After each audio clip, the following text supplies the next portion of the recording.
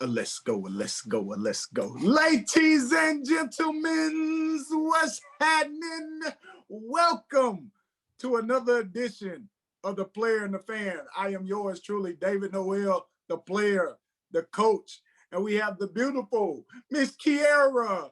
Yeah. Thank you. I'm feeling this color coordination we got going on today. Yeah, we kind of did the thing today, bro. Lamar, hey, he be doing the thing. It's hoodie season. Got to rock the hoodie. I'm mad. Got to rock the hoodie. This the way I rock my hoodie because you know, when you got it over your ears, you can't really hear. So I tuck them behind the ears, you know what I'm saying? So I can hear everybody when they talking to me. I'm mad that you got one and I don't have one. That I'm gonna have to text our sponsors and let them know. You got the exclusive Stuart Scott quote shirt though. Hoodie. So the shirt says, it is kind of low-key dope, and I feel really proud wearing it. It says, this is what it's all about. It's on the floor, it's on the jersey, it's in your heart, North Carolina. So you know what I'm saying? And my man Stuart Scott did the thing, man. Hey man, rest in peace to Stuart Scott, man. He's always one of the most beloved Tar Heels ever. So we definitely appreciate him for all the support that he gave the University of North Carolina over the years, man. And you know, rest in peace. Cancer definitely sucks. Definitely sucks. Balls. But you know, at the end of the day, I think Dick Vitale is doing a wonderful thing, continuing to try to raise money for cancer, especially kids with cancer. Yeah. And it's a continuous fight. Although you know, I'm part of the conspiracy theorists. I think they have a cure for cancer. They just not giving it to us. It is. But hey, I'm a part of that conspiracy. I really do think. But you know, it's all about the dollars and all that kind of stuff. Yep. So unfortunate though, very unfortunate that they allowing people to, you know, leave this earth because they want to make a couple dollars. But that's the way it's always been, right? That's the way it's always been. So, but nonetheless, you know, I don't want to offend nobody. So get us down that road because I'm darn near right there with you. So don't even get anyway. Right. Let's get back. Let's reel that back in. Hey, I know it's been a little minute since we've been on. Right. But we done got a couple of dubs since we last did the Player and the Fan. Very low key. Very low key. Yes. Florida State snapped that little streak we was on, but we went on ahead and started getting another one. Yeah. You know what I'm saying? So on a 2-game winning streak, Carolina beat NC State yesterday, and they defeated Wake Forest on Wednesday. And like David said, last Saturday, Florida State defeated North Carolina in Tallahassee. So yeah, little bit. You know what? I'm not mad at the Florida State loss. I really do feel like we could have gotten that one. Yep. I kind of feel like I kind of feel like that was a game that was ours for the taking, especially since Scotty Barnes didn't play. Yeah. Like I thought, but I also know how good Florida State is, and they are a little bit of a veteran team. They have, to me, one of the best coaches in the ACC in Leonard Hamilton. So I knew they would be prepared. I just thought, kind of the way the game was going, I was like, "Ooh, we can mess around and get this one." But you know, we let that one slip through our hands, and you know, they put a mismatch problem on us all night. MJ Walker was giving us the absolute business down there. Anytime a big switched out on him, but nonetheless, we came back. Yes, we got our face back against Wake. Yep. And then we finally put that turd to sleep that is called NC State. You know what? Go ahead. I think you're about to say. Tired of people saying NC State is a rivalry. Even Coach Williams said that, and I get it. Coach Williams, you know, back in the day, NC State was right. It's a natural thing. It's like because they're North Carolina State and we're North Carolina. Right. You know, it's a natural thing that we're supposed to be right. But a rivalry is supposed to be, you know, this kind of back and forth thing. It's not supposed to be so heavily one-sided by us. Right. And so when NC State fans try to talk to me, I rarely hear it. It's like this: you trying to talk to me and just in one ear and right out the other. It's not what that looked like, but keep it going. Yeah, it didn't. I was trying. I was trying. It's supposed to went like this. Keep it moving. There you go. Keep it moving. But yeah, NC State, man, stop playing. Y'all know the drill. Y'all get one every. I don't know though, because they done got one. I think in the last 3 years, they done beat us twice in like the last 3 years or something like that. Yep. Well, last year, Carolina swept state, so I'm Right. not sure about the year before that. But Right. And either we way, swept them. We swept them when we was some trash. So you know. And it, like, here's the thing though. Here's the thing. I really do like NC State. yes. Like, I think they are, and I think I said this like earlier in one of our podcasts. I felt like NC State was 1 year away from being really, really good. And then they crept us up on us in this year's season, and they beat us. And I'm like, wait a minute, okay, they might be here this year. Yeah. And then they go and drop some dumb games, and like, I don't know, bro. I just can't get on the NC State bandwagon. And I'm really trying. Like, I really want to root for NC State, but they just keep letting me down. Yeah, and they lose by like small numbers. Like Yeah. outside of Florida State, where they lost 73 to 105. Losing to Miami, I feel like that should have been a winnable game. They lost by 4 to Clemson. Yeah. It's little things that they can fix. But they're not far off. They're only 6-5. It's a stretch to say only, but they're only 6-5. But they have. I think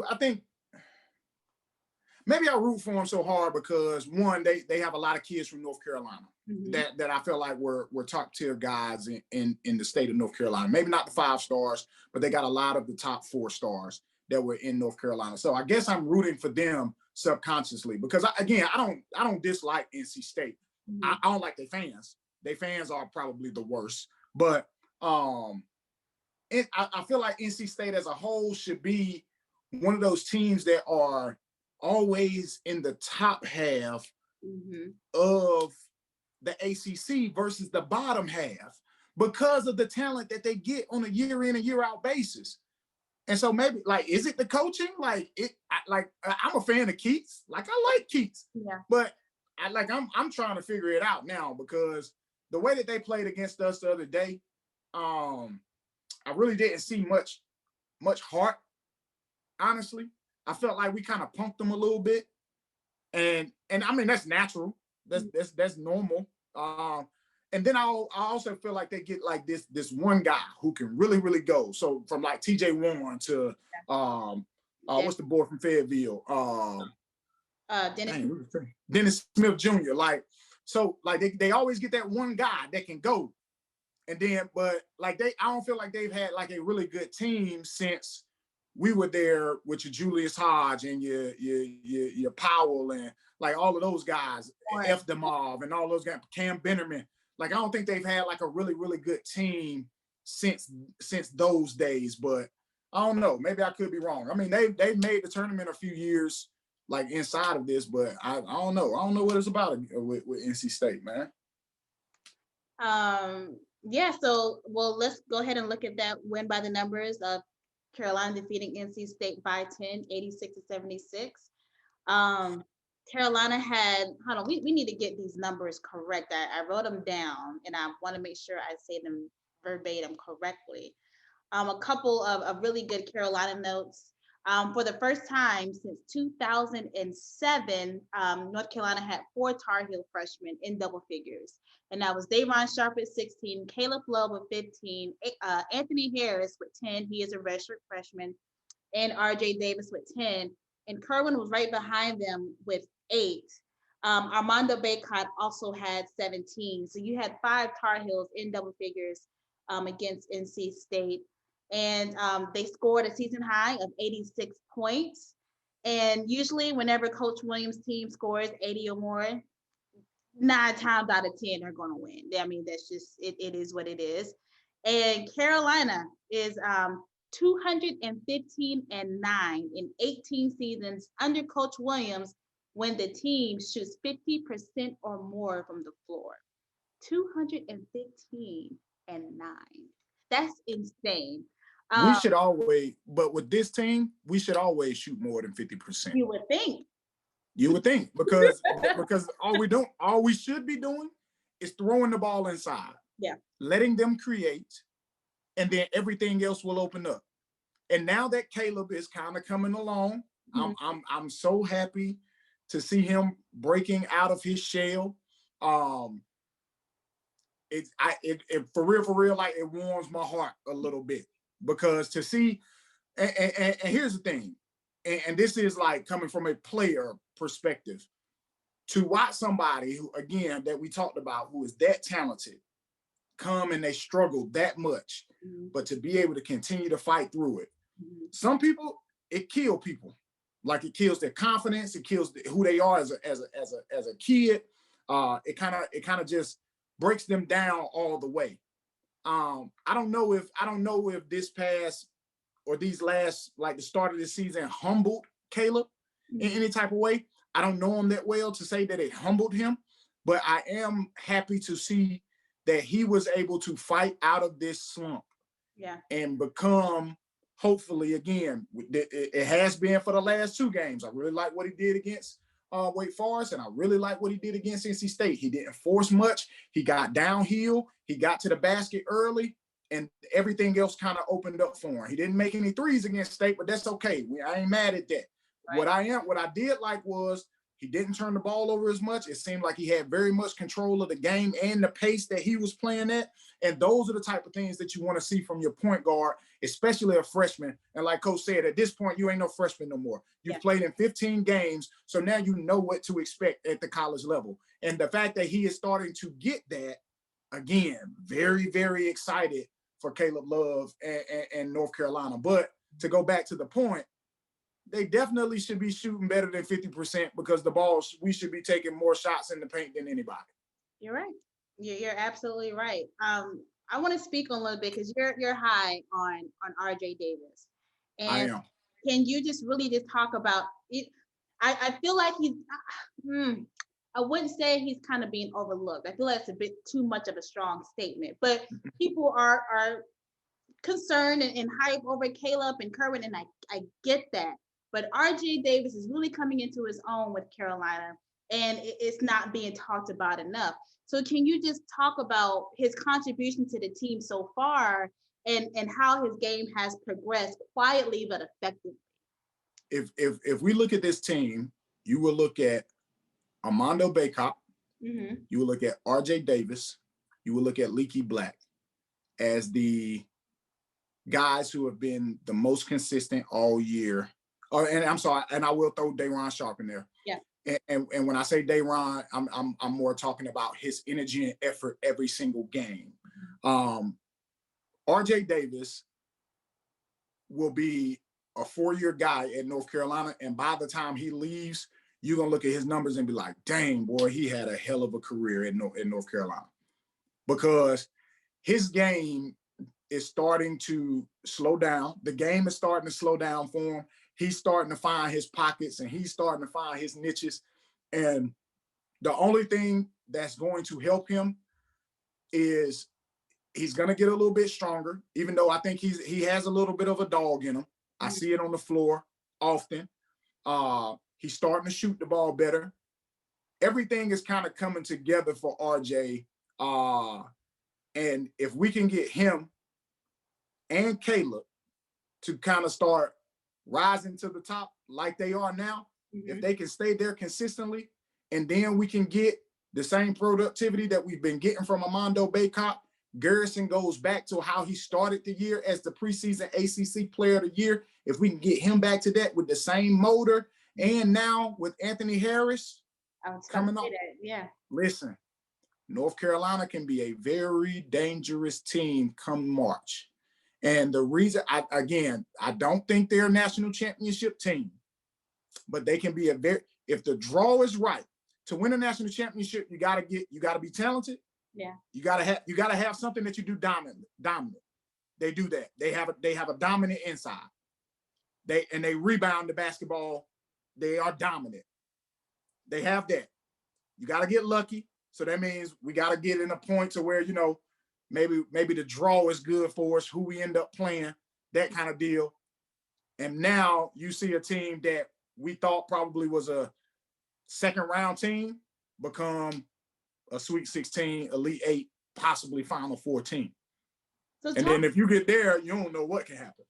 right. So talk about Anthony Harris and what the energy he brings is insane. Like it's almost it's a completely different team with him in there. Why is Anthony Harris so important to North Carolina, and what has been the difference maker with him in the game?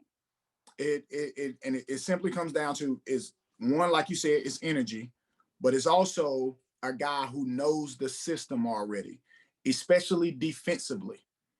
He brings a different impact on the ball defensively and in the passing lanes. And then offensively, he's able to do some things that our other guys just can't do yet. He can create for himself and he can knock down the three.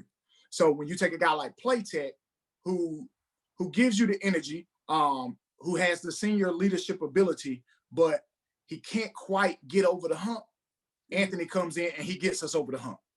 You see what I'm saying? So for Anthony, it's going to be a sense of making sure he stays healthy. So again, his minutes have been restricted, of course, because he's just coming off of, back-to-back ACL tears in both legs. So again, you want to milk him, but you got to milk him slowly. And like I said, once he hits his stride, along with Caleb, along with RJ, along with the bigs that we have on the inside, and then we also continue to shrink our rotation. Mm-hmm. Now, again, North Carolina becomes that team that could possibly make a Final Four run, and Anthony Harris is a huge part of that. Okay, so when you're looking at, we're going to transfer this into rankings because Carolina, Duke, and Kansas isn't ranked for, I think they said like Kentucky. What is it? Kansas, Kentucky. Yeah. Kansas lost to Oklahoma. But here's my thing. Kansas done lost like 3-4 games, and they was in the top 10. They were number 6. They're number 9. Yeah. Like I was like, how in the world are they even still ranked for real? They're 10. Yeah. Yeah. Anywho, so Kentucky, Carolina, Duke, and Kentucky are being unranked, and I think they said like 700 weeks or so. It's just been a million years. Yeah. And when you're looking at the rankings, one thing that kind of throws me off a little bit is when why are teams benefiting who haven't played full schedule being allowed to be ranked? I feel like this year there should be no ranking, because if you haven't played the same amount of games as everyone else, it's an uneven playing field. And I feel like punishing the team that hasn't played 15 games. Like, it's just unfair to me. It's not unfair. And they're not penalizing the teams that are playing. They're penalizing the teams that are losing. Yes. Like you can't like so think about it. Has Gonzaga or Baylor been penalized? No, because they ain't lost. They played a full season though. Well, yeah, I mean they've had a couple games postponed. But my thing is, so as I agree with you a little bit as far as, if you haven't played a schedule, yeah, I don't think you should be top 10. But I don't think you should drop out of the rankings because you're 3-0, 4-0 versus, 15 or 10-5. That's I don't see the balance. There should be no rankings at all. Nobody's, There has to be rankings. The more and more this season goes on, I am more on boat with it being a free for all at the NCAA tournament, because it just makes sense. What do you mean a free for all? You know what, David? We're not going to dive into that. No. Hold on. Are you telling me that you would like to see every team in D1 in the tournament? Is that what you're saying?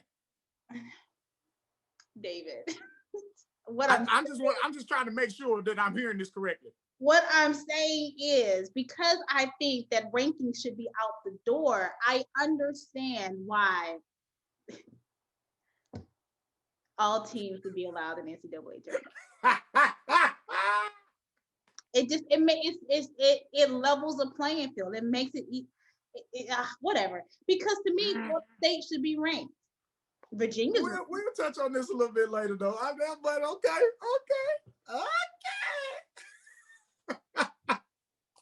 I knew you was gonna come around sooner or later. It's only right.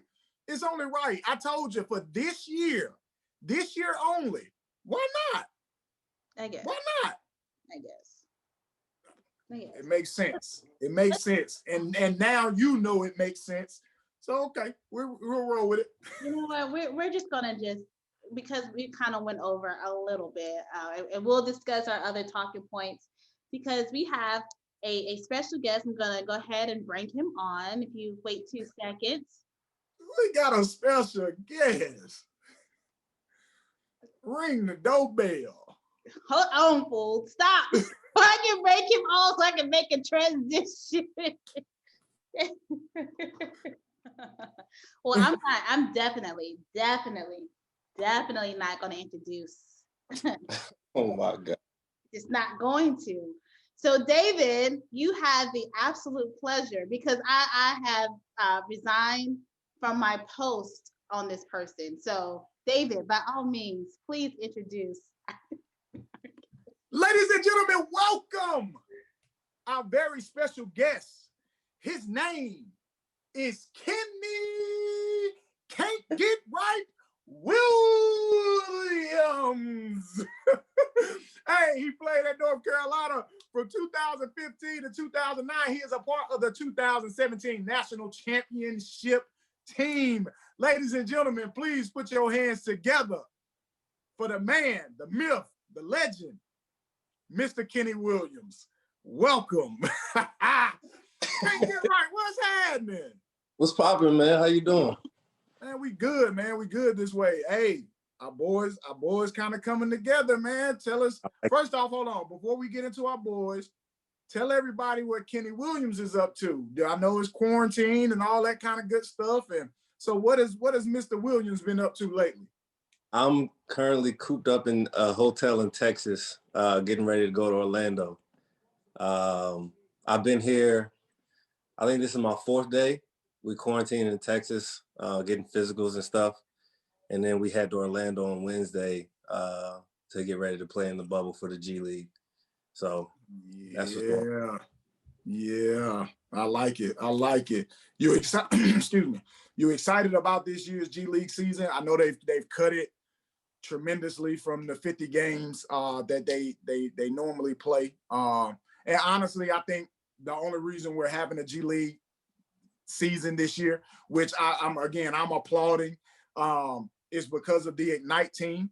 Yeah. That they promised all this money to, that they gotta let these kids play. So, but at the end of the day, a lot of teams have opted out. The Spurs have opted in. So just talk about what do you expect down there in the bubble? Again, it's a condensed season. They're talking about maybe 3 to 4 weeks of playing and then right into the playoffs. So I think it's only like a max of 12 games or something like that. So speak to that and what do you expect in the bubble down there in Orlando? I mean, obviously it's going to go quick. It is going to be like 6 weeks. I think they said like 40 days is the max that you will be in the bubble. So, I mean, it's going to go quick once we get down there. But for me personally, man, I'm just glad to get on the court. You know, I haven't played a competitive game since March. So, you know, that's 10 months of, you know, just workouts and pickups. So I'm excited to get on the court and compete against some other guys. And man, I'm excited. I'm super excited about it. But yeah, I mean, it'll go quick, man. Like 15 games is, you know, it's going like this. It's like game, rest day, game, rest day. So, you know, that part will, you know, I'm kind of used to that. You know, playing, you know, you get used to it playing in tournaments and stuff like that. But, you know, I'm just excited to get back into a competitive situation and being able to compete and get back on the floor. I like it.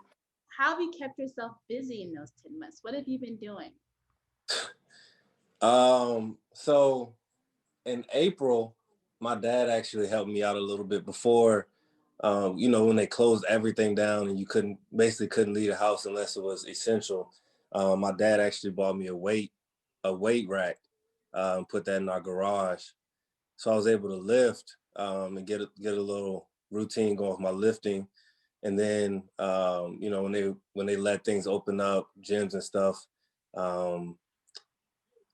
thankfully I knew someone that was, you know, basically around the corner from my house. He had a gym and he opened up his gym and he worked me out like 5 times a week. So, you know, I was able to get a routine going, and I just kept that routine, man. I mean, it was so much time away, and it got to a point when everything started opening up again. You know, I didn't have my family. Like, I was spending a lot of time with my nieces, nephews, brothers, and sisters. But you know, and things opened back up, and they went to work. They were gone all day, so I didn't have that. And it would be just me in my room. You know, I got into reading a little bit. I'm starting to read some more books.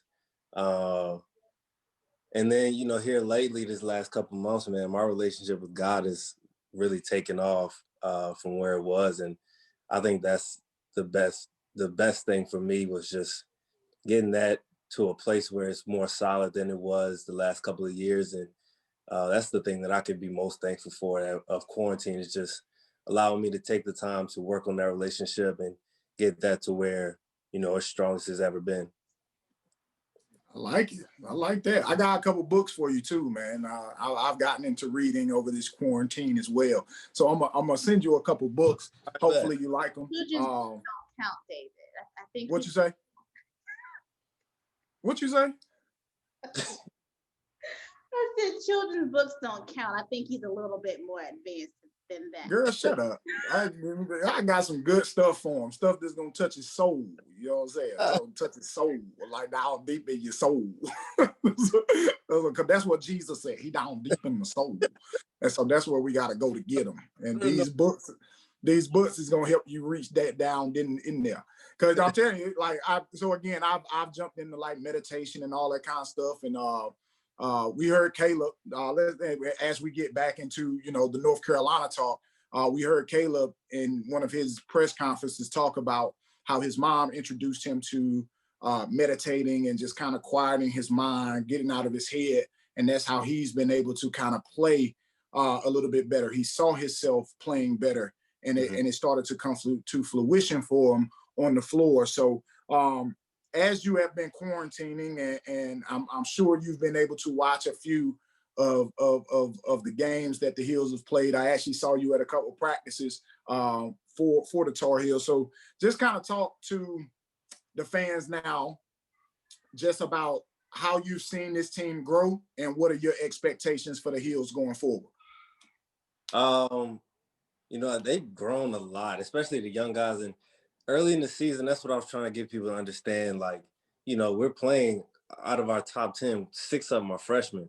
So, like, they didn't get the regular summer with Jonas and then the pickup with the pro guys. They didn't get, you know, the regular preseason where, you know, their schedule is set and you know what time and what day you were practicing a week from now. It was like on a weekly basis, their schedule could change.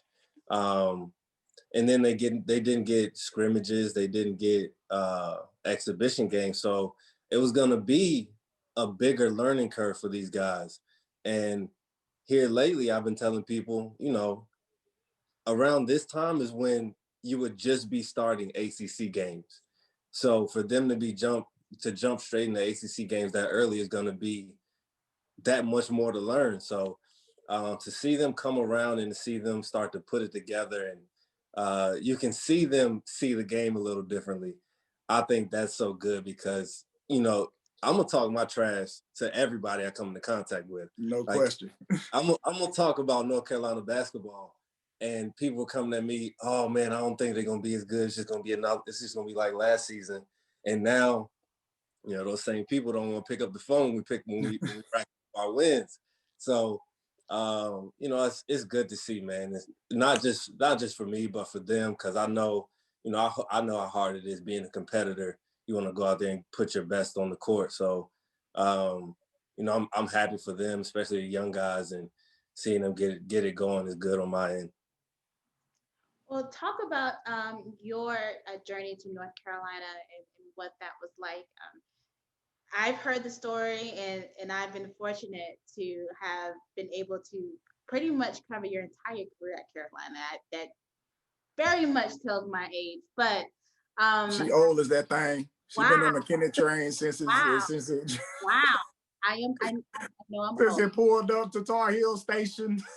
So first off, I had a really bad like night last night because I realized I was like old as dirt, and you just made it worse. So That's all right. You're not old as dirt. You're You not at about as all. old as a loaf of bread, but you ain't old as dirt.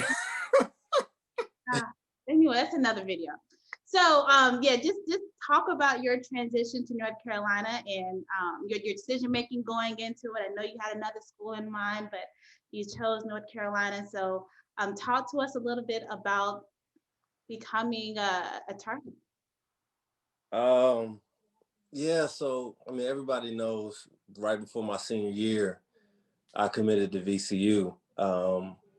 And that I don't really tell a lot of people that story, but uh, I was actually at a workout. This is how that happened. I was at a workout, and me and one of my boys I was working out with were talking about it, and we were talking about how cool it would be to play at VCU together. And I'm leaving my workout, I'm thinking about it, and I get home and I go to my dad. I'm like, yeah, I think I'm ready. And my dad's like, what? So I think I commit to VCU, and he was shocked because I hadn't talked about like a commitment day. Like we thought I was gonna be committing in a couple of months, and I was like, I'm ready to commit to VCU. She was like, you serious? I was like, yeah. So then the next day, that's when I called Coach Smart, and everything was cool, everything was good. Um, and then March comes around, and he ends up leaving. Um, so like that kind of turned everything upside down to where I had to start from square one, and it was tough because, be completely honest with you, I didn't like the recruiting process in the first place. Like, I'm not a person that's gonna want to talk to a whole bunch of people, always be on the phone. So it wasn't my favorite thing in the world. Um, but I had to go back to square one. I had to, figure some things out, and it had to be quick. And thankfully, Coach Williams called me back uh, and expressed that he wanted me to come there. And I went on a visit, I think like maybe a week or 2 weeks after we had first talked again. Um, then I went to UVA like a week later. And when I got home from UVA, that's when I called Coach Williams. And it was like a month later. So everything was happening pretty quick. And then, it was just getting there. And of course, like that transition quick. Like I committed to coach in May, and I was on campus a month later. So like everything had to happen pretty quickly. But getting there, man, I still remember my first night playing pickup. We played, and I got a couple of games in, and that night Kennedy came up to me, and I guess I was shooting a lot. Kennedy's like, man, you need some ice for your shoulder? You've been shooting that thing a lot. All right, bro, whatever. But you come in. First of all, I will say this is a story that a lot of players will tell you. On my visit, we played pickup one day, and when I tell you I shot the lights out on my visit, like everything I threw I was going in. So like I'm thinking it's gonna be like that. I'm like, yo, let me got this thing. I mean, I made some shots, but of course everybody knows how my freshman year went. But the transition it wasn't as easy as I thought it was gonna be. I thought it was gonna be one of those things where I could come and slide in and everything would go great. I would thrive, just hitting a couple jumpers every game. And, everybody knows how that went. But, I think it helped me in my growth and my maturity as a player and as a person, to go through what I went through my first year. So, yeah, I mean, the transition it wasn't as seamless as I wanted to, but looking back, I wouldn't trade that experience for anything in the world. So what type of advice, again, we talked about you and your struggles your freshman year, and we've seen the current Carolina guards kind of struggle a little bit. So what type of advice, again, I've seen you at practice, so I'm assuming that you have had a chance to speak to a Caleb Love or RJ Davis or a Kerwin Walton, or maybe even a Puff Johnson, to say to them, hey, listen, like what you're going through is normal. This is how you could possibly get out of it. What advice would you give our current team of guys who are going through their particular struggles, knowing what was on the other side of it for you? Because they can't see that just yet. They can't see their successes down the road because they're so concentrated on now. They're so concentrated on maybe like a Caleb Love being a one and done kind of deal, that they can't see 2 years down the road. If I continue to keep this, if I continue to do this, then I might be a lottery pick, or you know what I'm saying, that kind of deal. What type of advice would you give our current team? I mean, messages with Caleb. It ain't nothing too deep. Like I don't want to be the one to send them paragraphs of what I think, but I just tell him to be himself. Like that's what's gotten him to this point. And as soon as you can get back to being yourself on the court, that's when you can become comfortable again. And I think that is how he's been able to turn things around. Is you see him getting down, getting downhill more and getting to the rim instead of settling for, those mid-range or the three-point jumpers. And you can see him getting a little bit more comfortable with it. So that's really been the only advice. I mean, I told Kerwin, shoot the ball 8 times a game because he was knocking them down. But that's really it. I don't try to interject too much because I know they're hearing a lot from the coaches, and I'm sure their parents are telling them things too. So, I just try to be, just quick if I'm gonna say something. And that's always my message to guys, is just be yourself. That's literally what I told Kobe every game, just be yourself. And as much as if you can get to being yourself quicker, that's when you can become more comfortable, I think. Now, David and I have discussed on another episode of the podcast about excitement. We were going to discuss this beforehand, but our previous time kind of ran over. But David, I think you agree with me, David. Do you not? Do you agree with me? Go ahead and say what you're going to say, then I'll let you know if I agree or not. Well, we talked about how college basketball hasn't been as exciting as previous years. And specifically, we want to talk about Carolina basketball, and if the excitement is just it's not giving me what it's supposed to give me, So, Kenny, as a whole, I don't want to talk about Carolina specifically. Has college basketball kind of been on a not exciting, for lack of better terms? It's just not giving you the feels like it usually does. I think the last year and a half, or if you want to count this year as a half yet, has been pretty underwhelming in terms of excitement. And I can't tell you what it is. I wish I could tell you. I honestly, I don't know.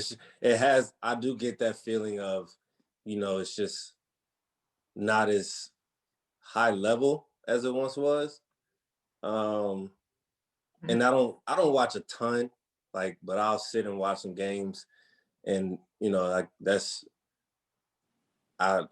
don't know if I'm biased because I thought my teams were just that good, or I'm just like, what's going on sometimes. But I do definitely get that feeling sometimes that it's definitely trending downward a little bit in terms of the quality of play.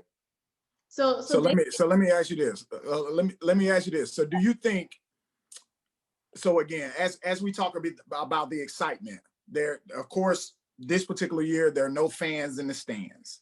So that's a level of excitement that you don't get. And when we talk, is it more so because the blue bloods aren't as good this year? Because there are other teams that are really, really good this year. Yeah. You look at your Gonzagas, you look at your Baylors, and they bring excitement every single game. So is it because the blue bloods aren't as good? Your North Carolina, your Duke, your Kentuckys, your Kansas, those type of schools aren't at the level that we expect.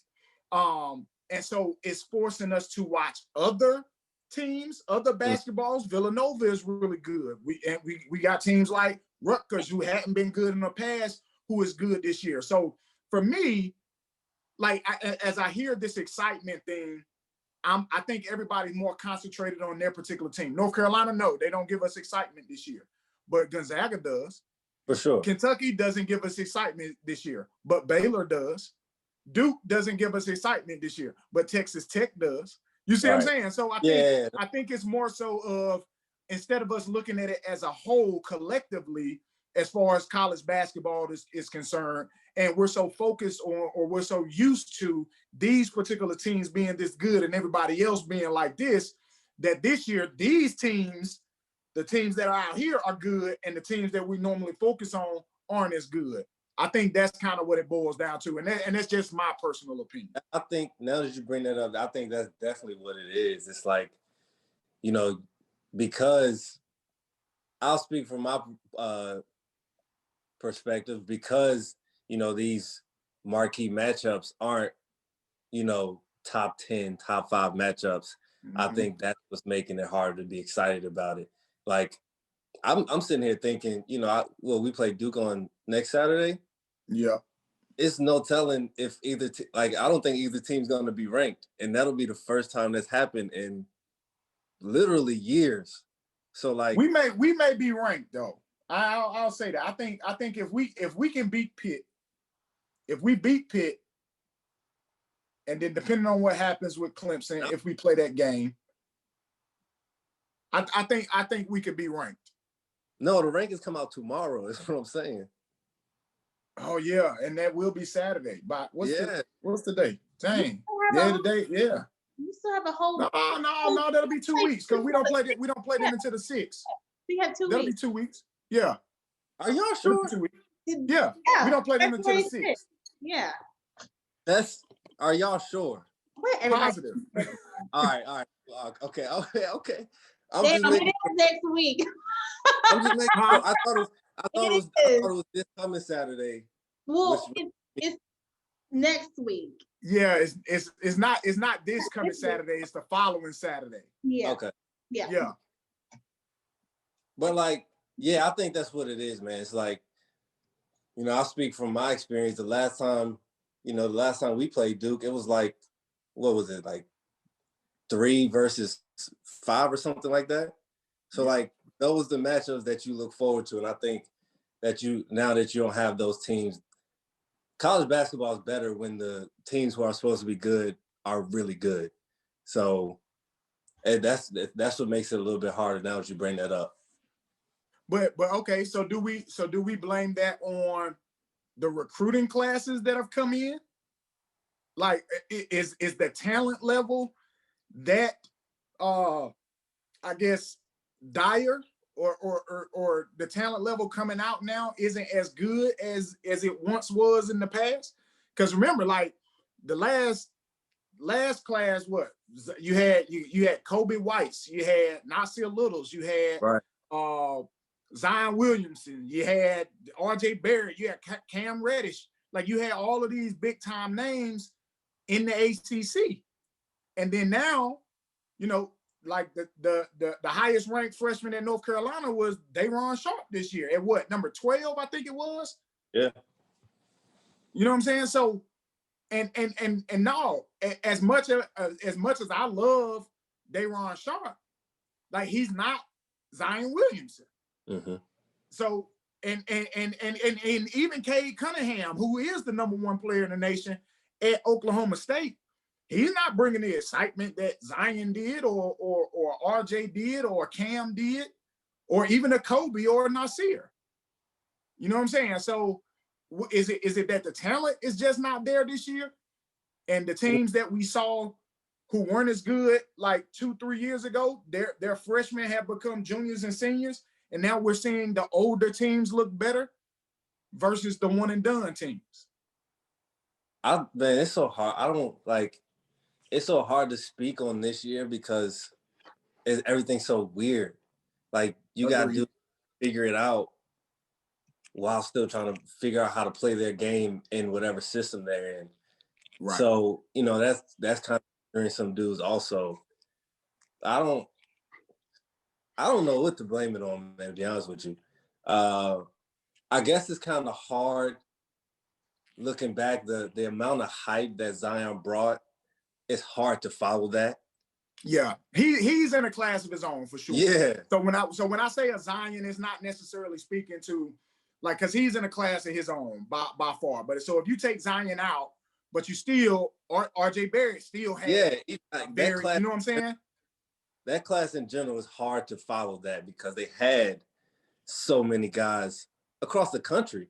Like they had guys all over the place in that the 2018 high school class is like everywhere you look, there was a freshman doing something. So I mean, I don't know if that's what it was. Like they were just so hard to follow or what, but I mean, I don't know. I don't know what the reason is. I don't know, man. I can't explain it. In BT Dub, Caleb Love was the highest ranked player coming into Carolina. But was he? Yeah. What was he? What do you mean, what was he? What rank? What ranking was he? 14. I thought Dayron passed him. Well, I mean, unless I'm looking at the wrong graph, Dayron is 15, Caleb is 14. Yeah, I think Dayron got up to like 12, and then Caleb dropped to like 18 when it was all said and done. But I nonetheless, it really doesn't. It doesn't matter. Yeah. But I want to bring it back to David, because David, could it be an AAU thing? Yeah. And we've talked about that on previous podcasts. Like the coaching from the high school level, also in AAU, isn't necessarily there, because AAU is built around one or two kids, like having all of the hype, and you don't necessarily run any sets. You don't necessarily run a system. You just get them the ball and you get out the way. So when they get to these colleges and universities, they look at it as that's what they kind of expect coming in. But then when they don't get that, it's hard to play inside of a system, and they understand that. Like it is a talent to be able to take your talents and fit them inside a system, or you should probably pick a school that best suits your talents. and that's where it comes when some of these kids, they make these decisions based off of the names on the front of the jerseys versus what's the best fit for me in my particular game now. And if this is who I am now, how can I continue to grow this guy inside of that system, but I look good doing it? Right. And that's what I think that most kids don't get. They run to Duke, they run to North Carolina, they run to Kentucky, thinking that that's because they're blue bloods, that hey, my game is going to fit best there, versus really looking at these college games, watching what they do, and figuring it out from there. But most of the times, kids choose history over what their current situation is. Right. Kenny, you were a part of something special at Carolina, going back to championships. Outside of those two incredibly special moments, what are some of your favorite memories of being a Tar Heel?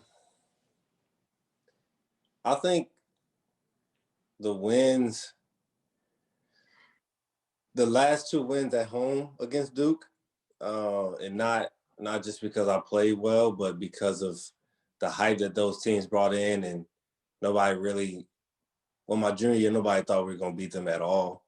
And my senior year, just, nobody, I mean, there were people who thought we were going to win, but most of the people had Duke winning, with or without Zion. So those were definitely up there.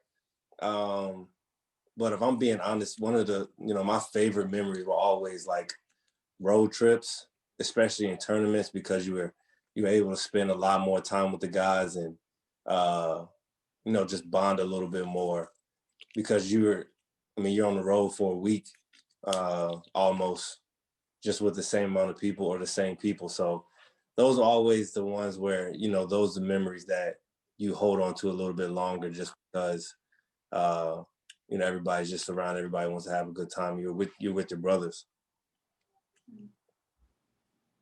Quierra, you had an interesting question off camera. I have that I well, this one was really good. So so I would like for you to go back to it. And as we talked about Coach K and his reaction to one of the I was reporters. Okay. I ask you a lot of questions every day. So Oh yeah, I didn't know where you were going. So Kenny, this is for Kenny and David. So Coach K had a moment where a student reporter asked him a question, and his answer to that was a little condescending. It was a little, I wouldn't say it was degrading, but it was just a little, he could have done a better job. What were some of the worst questions, Kenny and David, that a reporter has asked you that kind of went, and Kenny, if you say a question that I asked you, but what is a question that a reporter has asked you that kind of made you, like, you know, think twice about answering because it was just like a really basic question?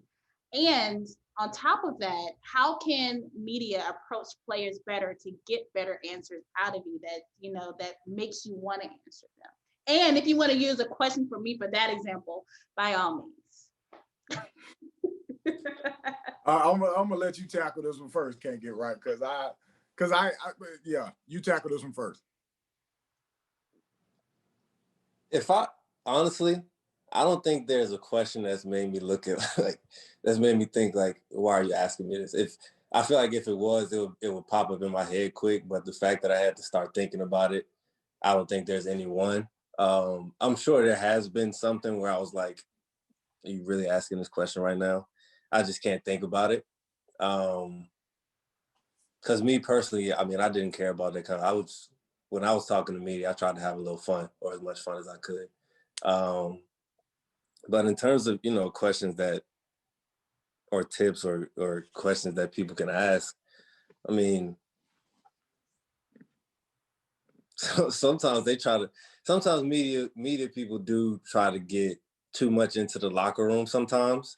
You know, it's like when they know something is supposed to stay in-house and they ask about that's their job though. I know, but like some stuff is just like you really think I'm gonna sit here and do that?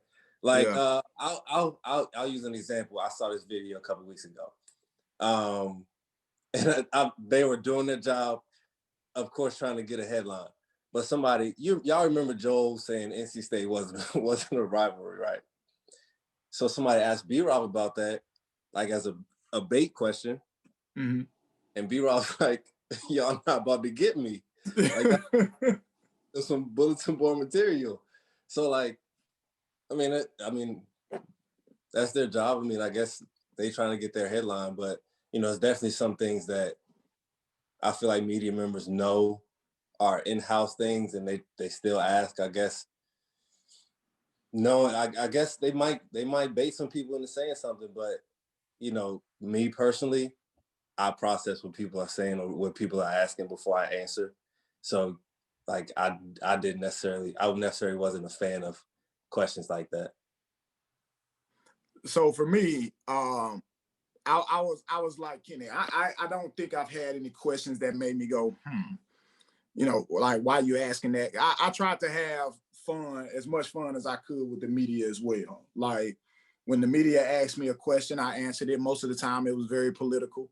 You know what I'm saying? Like I didn't want to give anybody any bullet board material, so to speak, as they say. But I was always the guy who kind of said, not necessarily what needed to be said, but what I could give you everything that you were asking for without giving you anything inside the locker room. Like that's kind of how I handle the media, especially my senior year. Like I can use that as an example. Going into it, you know, like in the locker room, we said that, listen, this ain't finna be another 8-20 year. Like, we have high expectations for this particular team. Now, to the media, we said, yeah, we're young. We're gonna see how this works. We hope that it goes well. Yeah, like, we played it down, but we had all the confidence in the world that we could go out and do what we did in 2006. Like, because we knew the work that we had put in.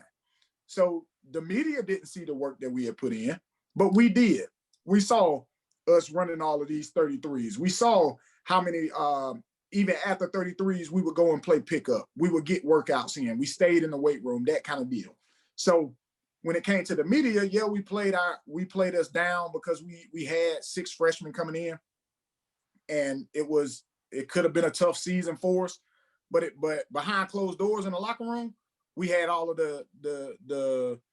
we had very, very high expectations. So handling the media, but speaking to Coach K, I get why he responded that way, because sometimes, like y'all ask agitating questions.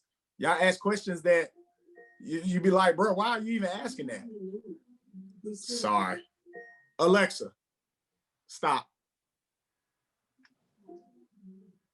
Dang. Yeah, you're gonna have to cut that out. All right, in 3, 2, 1.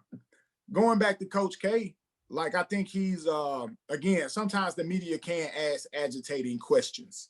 And especially the coaches, because y'all, like, coaches have to deal with them like very, very often, where y'all only want the players when they play good. You know what I'm saying? So the players don't necessarily have to come in every single game, but the coach is there every single game. And y'all can ask the same question every single game. Like, my man asked Coach Williams, we was listening to the joint the other day, are you satisfied with how many times they throw the ball inside? Somebody else. Do y'all think y'all should throw the ball inside a little bit more often?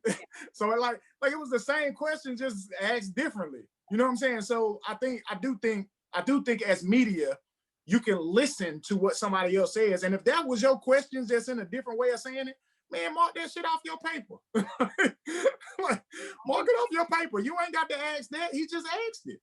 I agree. Yeah, you're absolutely right. That's half the time why I don't ask questions, because I know I think I know the landscape well enough that once coach answers a question, or once you guys answer a question, it's not going to be a happy thing, because yeah, it's just not a good look.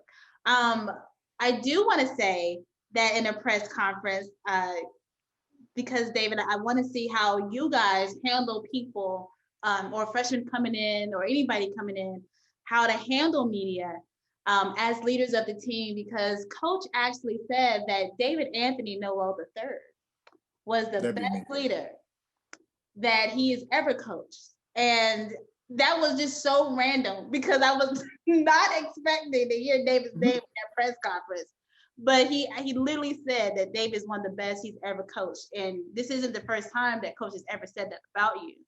He's listed you as a general that, you know, that he had to have in like his hierarchy of players of different roles. But yeah, you're consistently named as a player of leadership. So whenever people come in, David and Kenny, how do you guys navigate freshmen into being a Tar Heel? Because it's not the easiest thing in the world.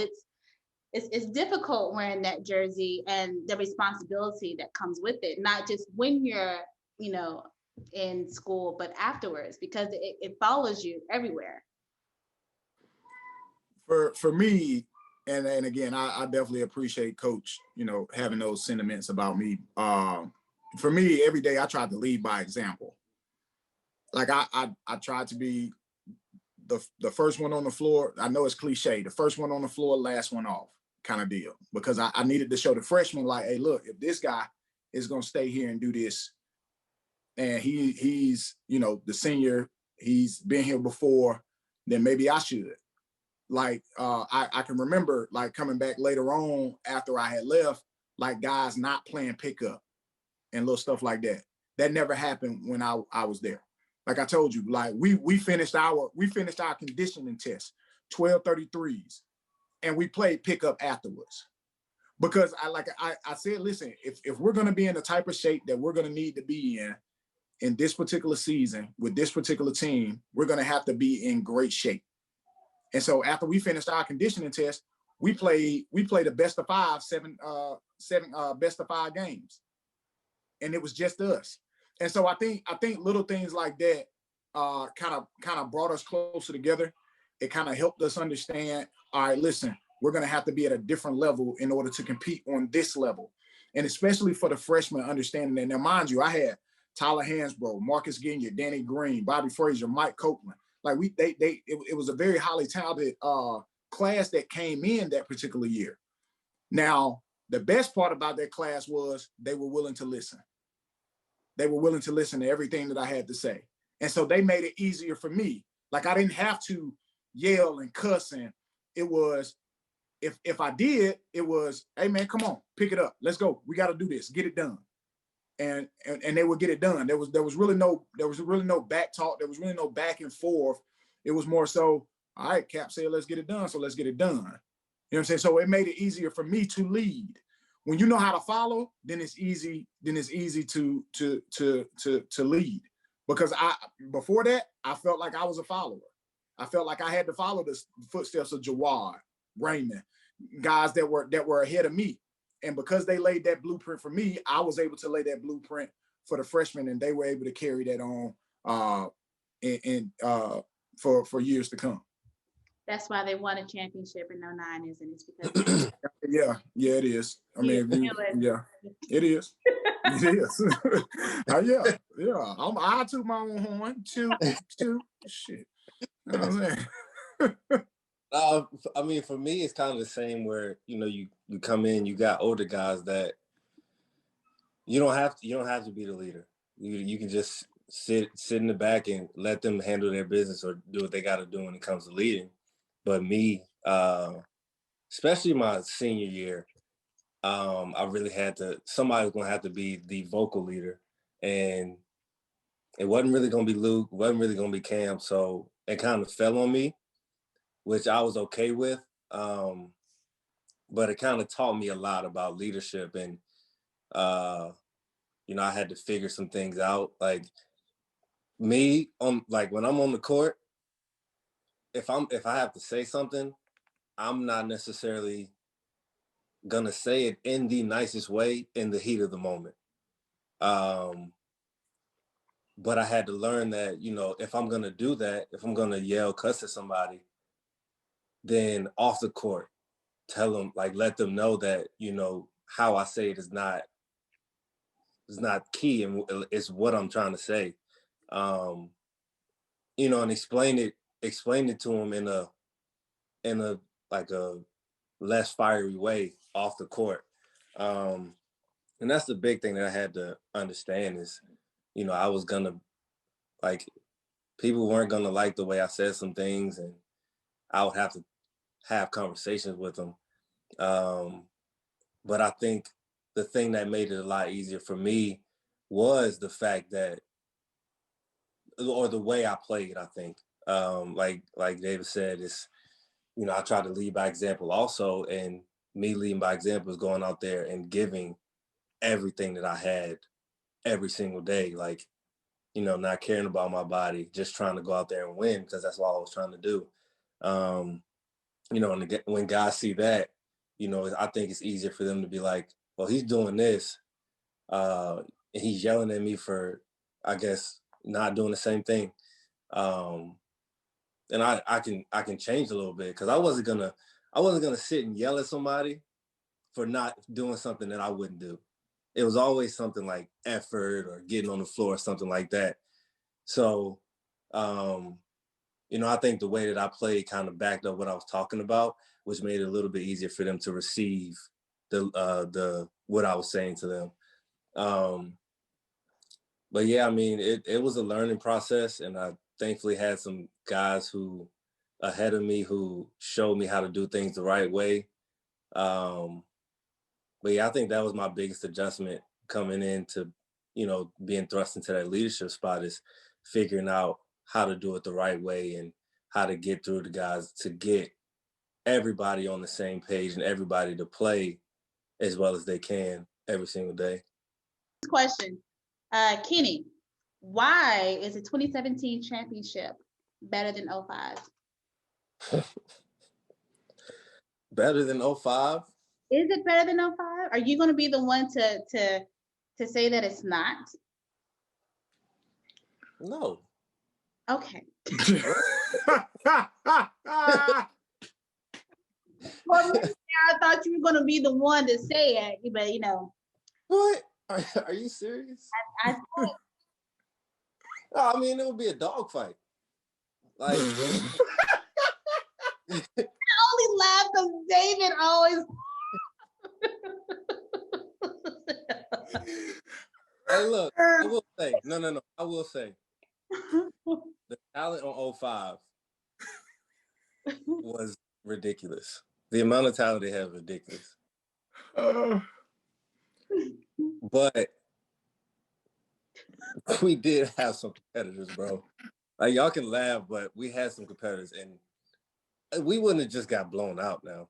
Man, shit. We'd have beat their like that. Hey, it's so funny because like everybody from 17 comes on here and like they know 05 is better, but you can't say it because you 17. so it's like this, it's like y'all try to formulate, this hypothesis in your head of what y'all thought it might be. But y'all know good and well, like y'all ain't have a chance, man. Like 0 chance against 05 or 09. We'd have beat the ham filed y'all. both teams. I don't think so. Well, again, definitely to each his own. Definitely, again, I've always said on the podcast that 05 and 09 definitely great championships. I think for me personally, I think that 2017 was the best championship that North Carolina has, just because of, what took place, how y'all won it, coming back from a year, getting beat in the championship game, For like sure. on a buzzer beater kind of deal, to be able to come back and do it, but definitely still not better than 05. The team, period. Period. That's why I brought up the talent thing. Right. Yeah. But I still don't think I would blow us out the way you think y'all would. We'd beat y'all by 15 easy. No. Guarantee it. Nah, I don't think so. Guarantee it. I don't know. Okay, well, let's do some quick fires before we let Kenny go and David to get back to his family. So, Kenny, I'm going to ask you 5 questions. I don't know if David has any. No, I ain't got none. All 5 on you. Okay, this all gonna come off the top of the dome. Because I don't have any. Gotta ask them quick though. Answer me quick. All right, it's gonna be for 30 seconds. It was gonna be 1 minute, but 30 seconds. All right, favorite. Who? Favorite teammate. Ever? Justin. Favorite game. Duke, my junior year at home. Favorite Tar Heel. I'll probably say Wayne. It's a different one. Favorite Coach Williams moment.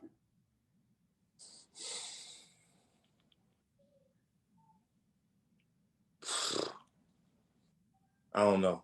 We gotta come back to that one. What is one of your favorite pranks you've ever played? Favorite prank? Yeah. No, that's not you. I mean, I I'll jump into somebody's interview every now and then, but that's not really a prank. Let's see. It's pretty much the only questions. Or favorite meal on campus. I have to go Sutton's. The breakfast though. Yeah, buddy. And yeah, buddy. I guess we're gonna come back to favorite Coach Williams moment.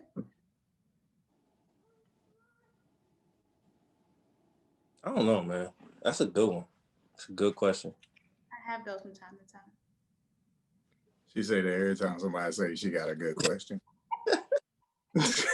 Oh, wait, I do. Favorite non-basketball moment? Ooh. That's another good question. She has them from time to time. She got two of them. Learning early.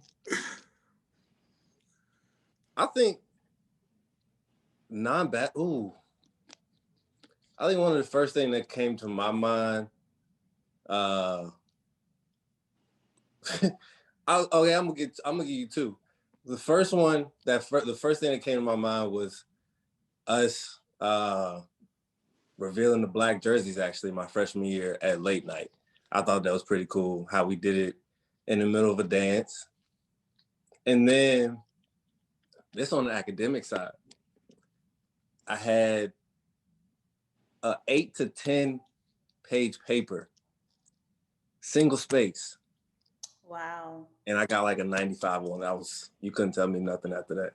The last thing I do want to happen is because you're often brought up, especially when we're talking about Kerwin, and David always calls you can't get right. So for people who don't know the story or the explanation behind that nickname, why do you call Kenny that? Okay, so the reason why I call Kenny can't get right is because like early in Kenny's season or career in North Carolina, he stayed injured. Like it was always knick-knack stuff. It was like I'll walk in, get ready to do a workout. Bro, what's wrong with you? Oh man, it's my ankle. Bro, what's wrong with you? Oh man, it's my shoulder. Bro, what's wrong with you? Oh man, it's my Achilles. Like damn, boy, I'm gonna start calling you can't get right. So like from that day forward, I think it was like one day I walked in and like he was. I'll tell you exactly what day it was. I think you had just injured your ankle or something. No, it was my knee. So yeah, it was knee. Okay. I had my surgery my sophomore year, February, and I had just got back to playing. Yeah. For it again, and when I was in the locker room, you came in, you said, "What's up with you now?" Because I had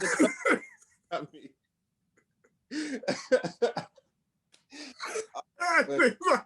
Bro, my knee again. So I'm like, bro, I'm gonna start calling you can't get right, bro. And so from that day forward, like I've been calling him can't get right. But again, like I tell everybody, damn, oh. My man, hey, I told you about my phone get ready to die. 10%. But like I tell everybody, man, like I've had the most respect for Kenny and his game and what he did at the University of North Carolina because he was the consummate like professional, so to speak. He was always the guy that did the things on the floor that we needed done. When his shot wasn't falling, he still played defense. When his shot was falling, he was still diving on the floor. So it didn't matter what he did offensively.